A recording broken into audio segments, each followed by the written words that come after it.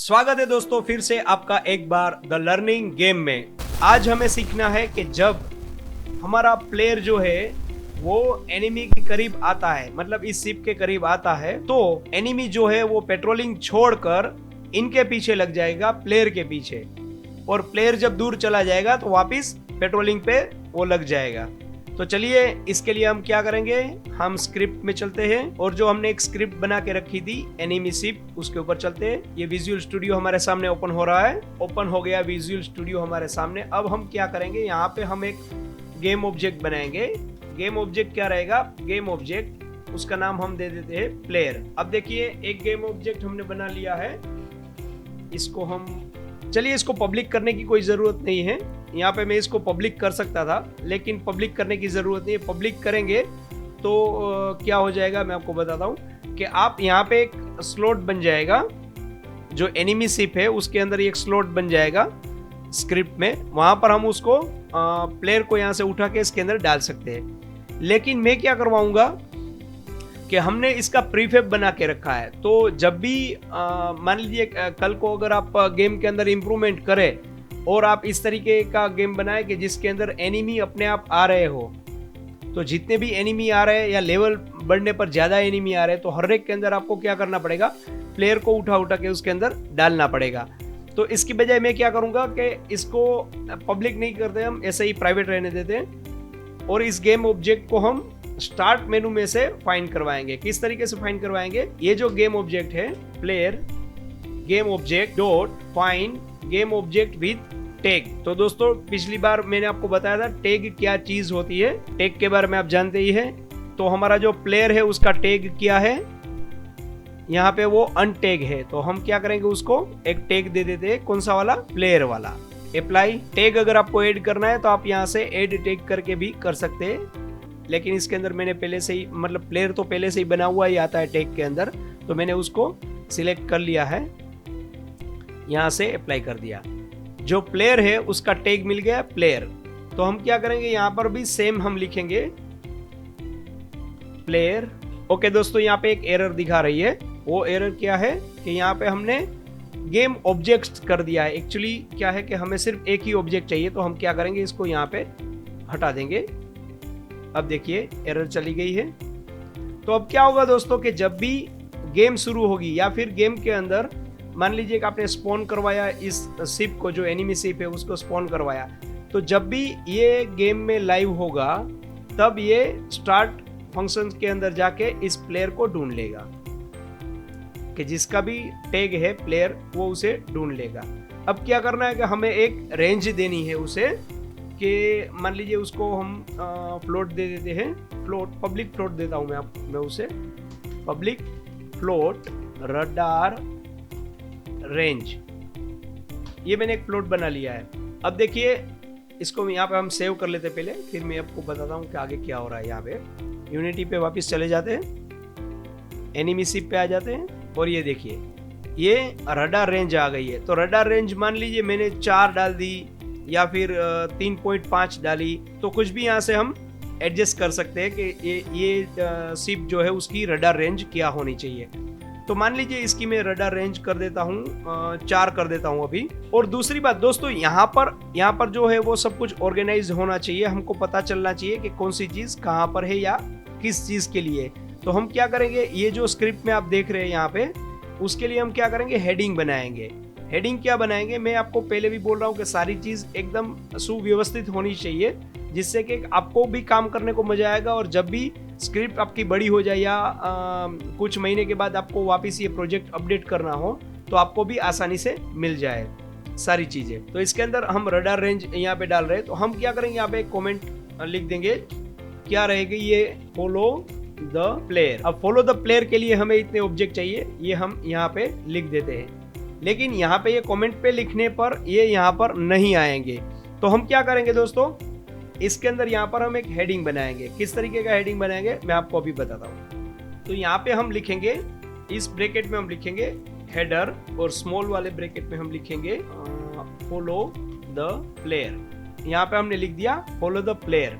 अब हम क्या करेंगे, इसको मान लीजिए इसको हमने जो भी पब्लिक डिक्लेयर किया है वही यहाँ पर दिखाई देगा। तो फिर इसको भी हम पब्लिक डिक्लेयर कर देते हैं, मान लीजिए पब्लिक। अब इसको हमने सेव कर दिया और हम वापस चले जाते हैं यूनिटी पर।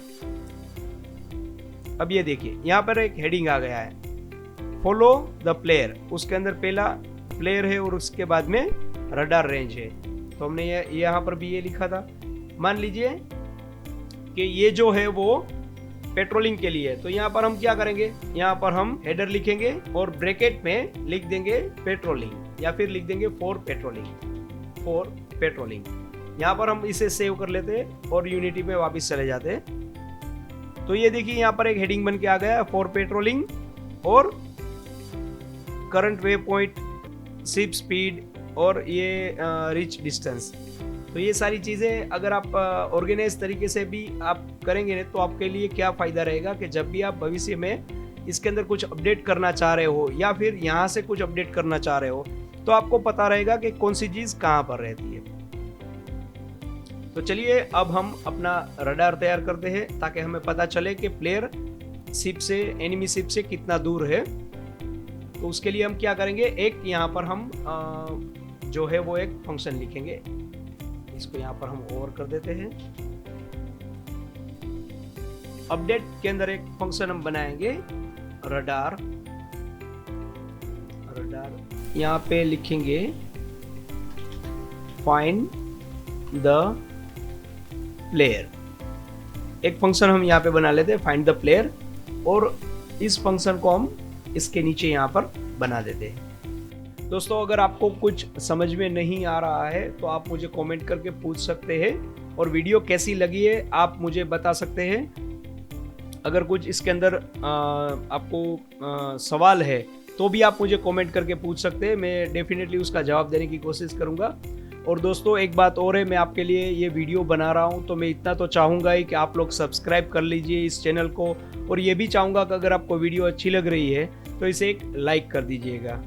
तो चलिए हम यहाँ पर ये फंक्शन लिखते हैं। इसके अंदर हमें क्या करना है कि हमें जो ये रडार रेंज है वो रडार रेंज के अंदर ये गेम ऑब्जेक्ट अगर आता है तो उसे कुछ करना है। तो हम क्या करेंगे, पहले यहाँ पे हम लिखेंगे, क्या लिखेंगे, एक फ्लोट बनाएंगे। फ्लोट रहेगा find distance to player is equal to क्या रहेगा दोस्तों, यहाँ पर हमें प्लेयर और शिप, जो ये हमारा शिप है और ये जो है वो प्लेयर का शिप है। तो ये एनिमी शिप और प्लेयर शिप के बीच में कितना डिस्टेंस है वो हमें यहाँ पर ढूंढना है। तो हम क्या करेंगे, यहाँ पर वेक्टर 2 लेंगे, डॉट डिस्टेंस, किसके बीच में डिस्टेंस है, तो ट्रांसफॉर्म डॉट पोजीशन, मतलब क्या होगा कि जो शिप की पोजीशन है एनिमी शिप की, उसकी वो जो पोजीशन है उसकी, और उसके साथ में किसको हमें कंपेयर करना है, तो जो हमारा प्लेयर हमने गेम ऑब्जेक्ट यहाँ पे बनाया था ऊपर, ये गेम ऑब्जेक्ट जिसको हमने स्टार्ट में यहाँ पे फाइंड करवाया है, फाइंड विथ टैग। तो ये प्लेयर उससे कितनी दूर है, इसके लिए हमें क्या करना पड़ेगा, यहाँ पे लिखना पड़ेगा player dot transform dot position. अब ये हमें डिस्टेंस इसके बीच में यहाँ पे स्टोर हो गया इस प्लॉट के अंदर। अब मान लीजिए हमने डिस्टेंस यहाँ पे कितना तय किया था, डिस्टेंस हमने यहाँ पे 4 क्लिक किया था। आप 3.5 कर सकते हैं, आपको जो भी ठीक लगे वो कर सकते हैं। मान लीजिए 3.5 है, तो हम क्या करवाएंगे, यहाँ पे कंडीशन डालेंगे, if find distance to player is smaller और इक्वल टू रडार रेंज। अगर वो रडार रेंज के अंदर है तो हम क्या करेंगे, यहाँ पर एक डीबग करते हैं। चलिए मैं आपको बताता हूँ डीबग का क्या उपयोग होता है। डीबग डॉट लॉग, और यहाँ पे लिखेंगे वर्क, या फिर वर्क लिख देते, चलिए मतलब हमें पता चलेगा कि ये वर्क कर रहा है या नहीं कर रहा है। तो यहाँ पे हमने कर दिया। देखिए अब क्या हमने कंडीशन डाली है कि एक हमने जो हमारा एनिमी शिप है और प्लेयर का शिप है, दोनों के बीच का जो डिस्टेंस है वो हमने इसके अंदर, इस प्लॉट के अंदर डाल दिया है। अगर वो डिस्टेंस है रडार से छोटा या रडार के बराबर तो ये डीबग लॉग यहाँ पे प्रिंट होगा। कहाँ पे प्रिंट होगा मैं आपको बताता हूँ, कंसोल के अंदर ये यहाँ पर प्रिंट होगा। तो मान लीजिए कि मैं प्लेयर को थोड़ी देर के लिए इससे दूर कर देता हूँ और यहाँ पे मैं रख देता हूँ, इसको यहाँ पे रख देता हूँ, क्योंकि ये अपने आप जैसे स्टार्ट करेगा तो ये पहले वाले पॉइंट पे आ जाएगा ढूंढने के लिए। पहला पॉइंट कहाँ पर है उसे ढूंढने के लिए यहाँ पर आएगा, फिर दूसरे पॉइंट पे जाएगा, तीसरे पॉइंट पे जाएगा। तो ये यहाँ पर जरूर आएगा। तो यहाँ पर नजदीक आएगा तो यहाँ पे वर्क नाम का लॉग प्रिंट होगा। तो यहाँ पर आकर हम इसे सेव कर लेते हैं अगर सेव नहीं किया है तो, और यहाँ पर हम क्या करेंगे, इसको प्ले कर देते हैं। अब हमें यहाँ पे कंसोल पे रुके रहना है।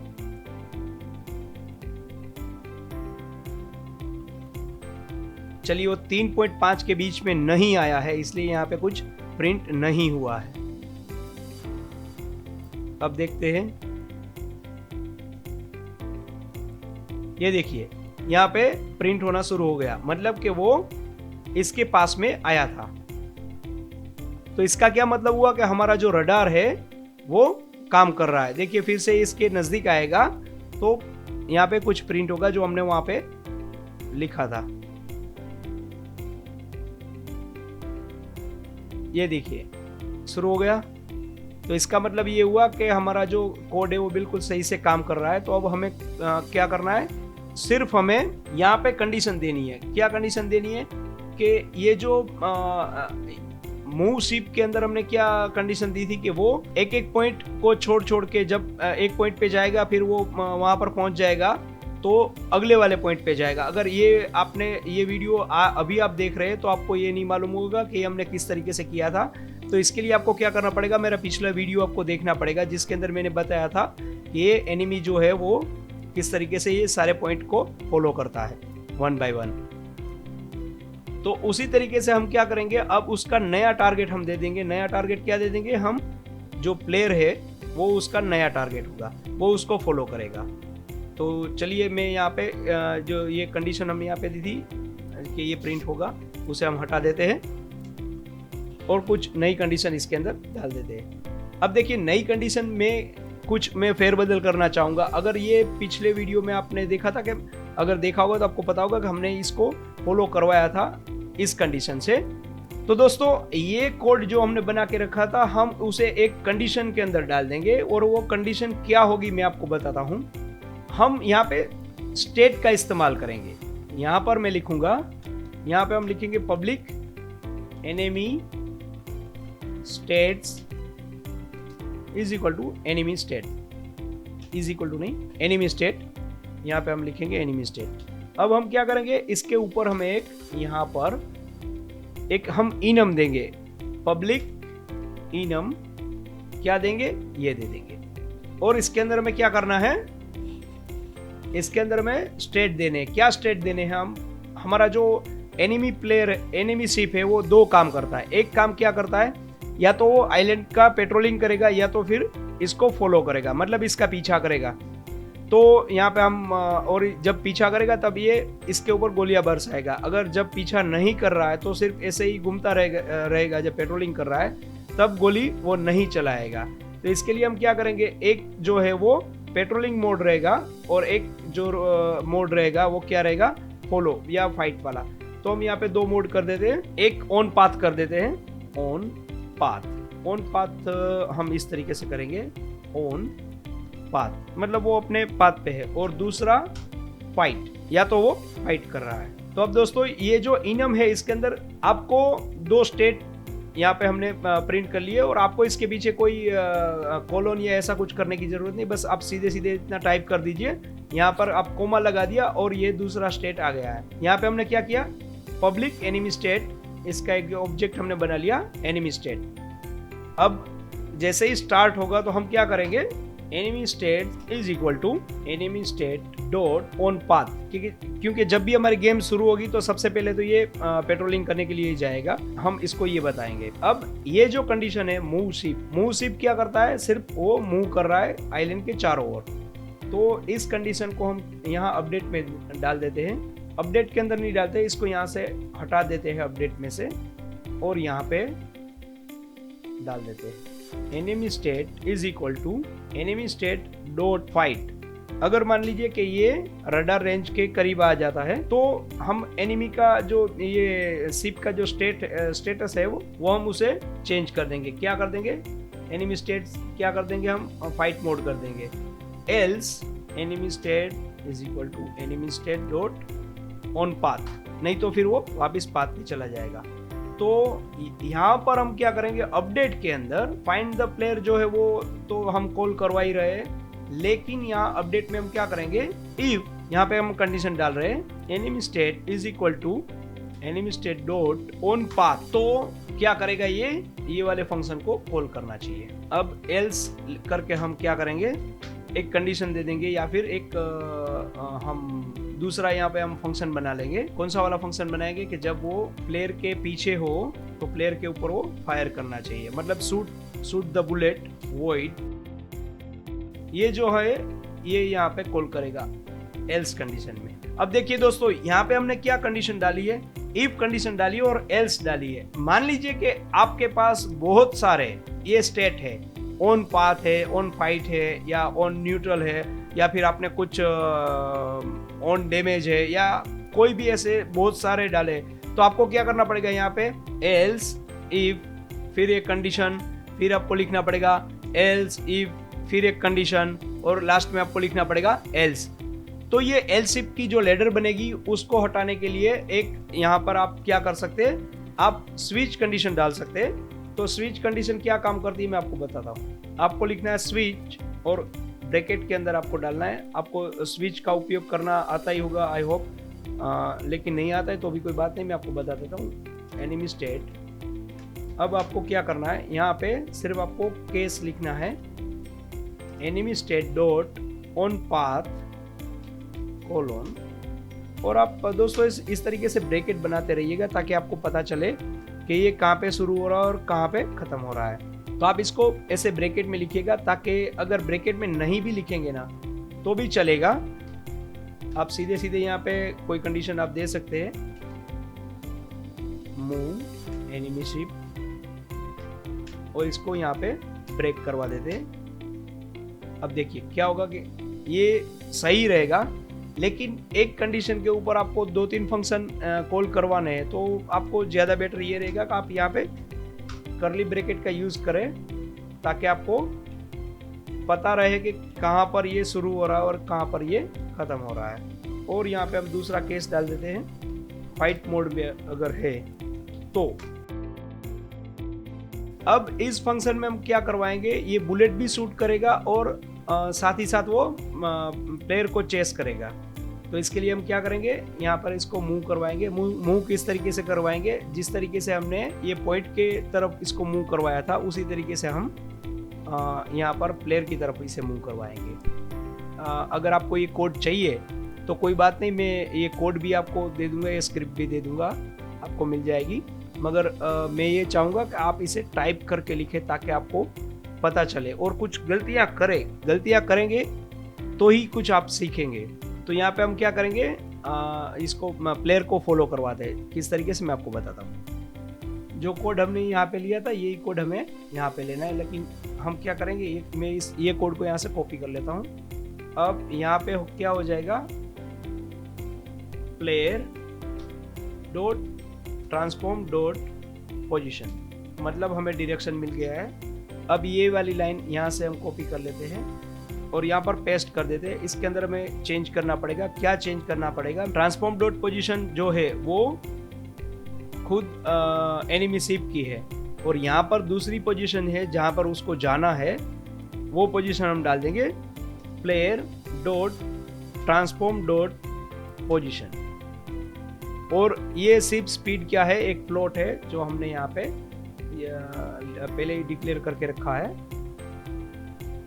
और इसके साथ में हम लिखेंगे टाइम डॉट डेल्टा टाइम। चलिए इसको हम सेव कर लेते हैं और वापस यहाँ पर यूनिटी पर आ जाते हैं। अब देखिए यहाँ पर मैं इसको प्ले कर रहा हूँ, इसको मैक्सिमाइज भी हम कर लेंगे। प्ले करने पर नहीं, मैक्सिमाइज नहीं करते, यहाँ पर मैं आपको दिखाता हूँ क्योंकि हमारे पास स्क्रीन बहुत छोटी है। अब मान लीजिए कि ये यहाँ पर आ रहा है, तो अब ये क्या करेगा, ये देखिए ये प्लेयर के पीछे पीछे जा रहा है। प्लेयर हमारा इस तरफ घूम रहा है तो ये भी प्लेयर के पीछे पीछे जा रहा है। प्लेयर मान लीजिए दूर हो जाएगा तो क्या करेगा, वापस वो जो लास्ट वाला पॉइंट उसने छोड़ा था वहां पर जाके वो फिर से पेट्रोलिंग करना शुरू कर देगा। तो दोस्तों रडार तो सेट हो गया है, लेकिन यहाँ पर एक प्रॉब्लम है। ये जो एनिमी शिप है वो प्लेयर के पीछे पीछे तो जा रहा है, लेकिन प्लेयर की तरफ वो रोटेट नहीं कर रहा है। तो रोटेट किस तरीके से करवाना है मैंने आपको एक बार सिखा दिया है। तो यूं समझ लीजिए दोस्तों कि आपकी एक टेस्ट है और आपको एनिमी शिप को रोटेट करवाना है, तो आप इसको रोटेट करवाइए। All the best. और आप अपने गुरुजी को 1 कप चाय पिलाना चाहते हैं तो इस वीडियो को लाइक कर दीजिएगा। मिलते हैं अगले वीडियो में।